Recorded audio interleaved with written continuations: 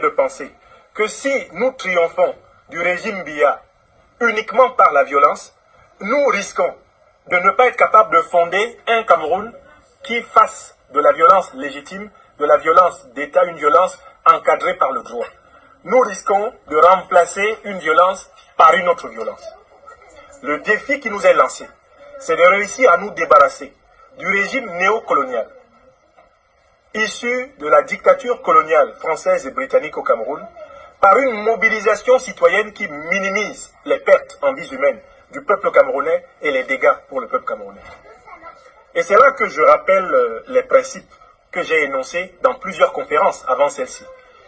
J'ai dit que nous pouvons économiser le maximum de vies humaines pour mettre fin au régime de M. Biya et à toute la tradition issue du colonialisme franco-britannique au Cameroun, si nous réussissons une mobilisation en nombre capable de submerger tout l'appareil sécuritaire du régime Biya en un temps record. Je recommence. Nous pouvons donner la preuve au peuple camerounais que la non-violence peut l'emporter contre la violence si nous réussissons à mobiliser une masse démographique de nature à inonder tout le dispositif sécuritaire du régime de M. Biya au Cameroun. J'ai parlé la semaine passée du cas de l'Algérie.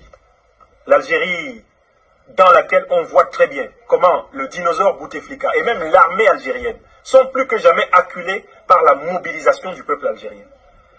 Si au Cameroun, le BIR, la sécurité militaire, les renseignements généraux, la garde présidentielle continuent de blesser et de tuer les manifestants, c'est parce que nous ne sommes pas parvenus à faire triompher de la peur à des millions de citoyens camerounais qui, dans une mobilisation consciente et déterminée, empêcheraient, ne serait-ce que seulement par le rapport entre le nombre de manifestants et le nombre, effectivement, de forces de l'ordre, eh bien, imposer le début de négociations pour une transition vers la République démocratique de nos espérances.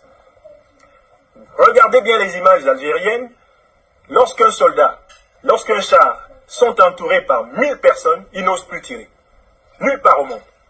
Aujourd'hui, avec la médiatisation des violences, avec la médiatisation des crimes, avec la médiatisation des actes posés par les armées, police et gendarmerie, aucune armée au monde ne peut se permettre aujourd'hui d'écraser des centaines d'êtres humains dans des conditions de mobilisation exceptionnelles qui sont celles qui font que chacun sait que s'il tire, il ne sortira pas vivant de l'affaire.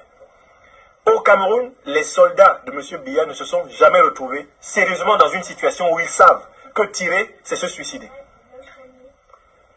Si nous voulons être libres sans faire une guerre civile au Cameroun, il nous faut être capable de lever une mobilisation qui mette les soldats, la police, la gendarmerie dans une situation dans laquelle tirer, c'est se suicider.